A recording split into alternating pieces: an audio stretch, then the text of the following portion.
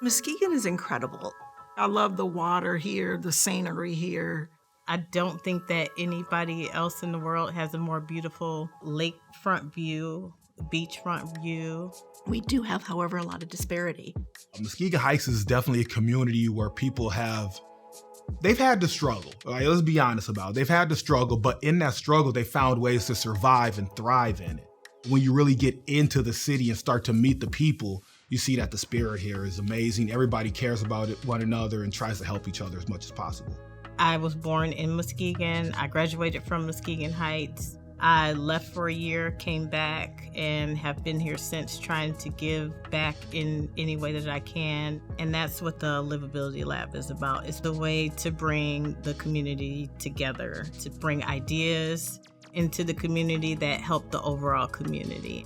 Livability Lab is at the core an ongoing process that fosters and supports a 100-day challenge. Each cycle starts with a community survey. And we give it right back to the community. And then they're able to take that data and formulate ideas.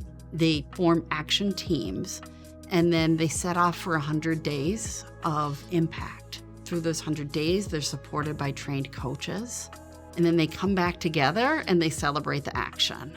One of the teams that has been very well recognized was a childcare team called Tri-Share Childcare, which is a shared cost between employer, employee, and the state.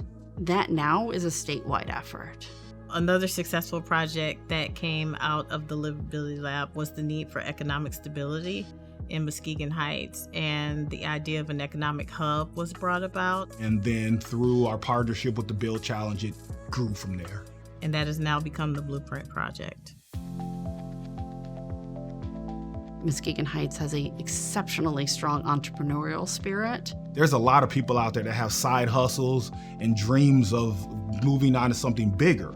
A lot of our entrepreneurs and small business owners just don't know where to start, all the resources. So they just need to get connected and get those resources and supports. The hub is led by the Community Investment Group, the SIG, which is a group of residents actively directing the work. You can't say you're serving community if community isn't leading the initiatives. We want to empower leadership in our community. They're already leaders. We want to give them more tools to be bigger and better leaders. We as a group are in a really good place.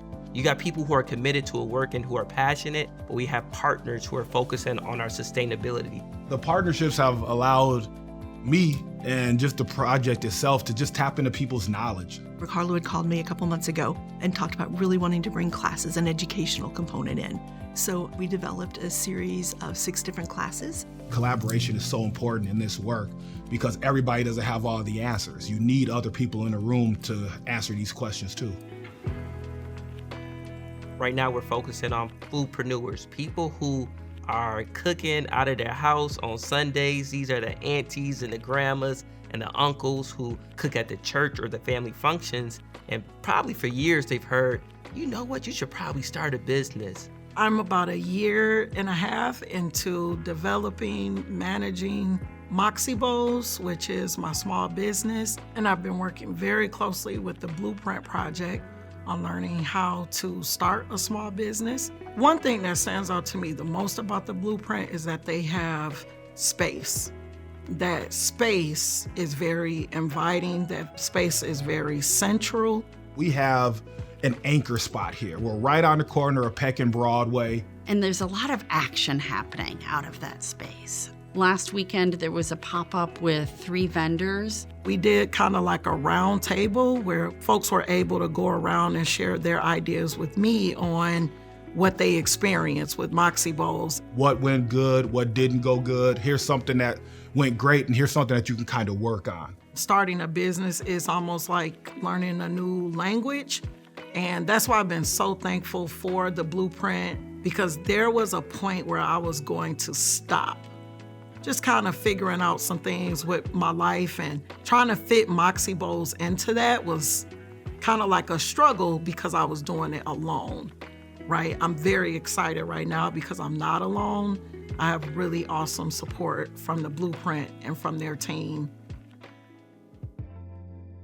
I am incredibly optimistic about the future of the Blueprint Project. I feel like the sky's the limit. There's a lot of great organizations here in Muskegon, and I think the Blueprint Project, led by the SIG, is going to be right there with the rest of them.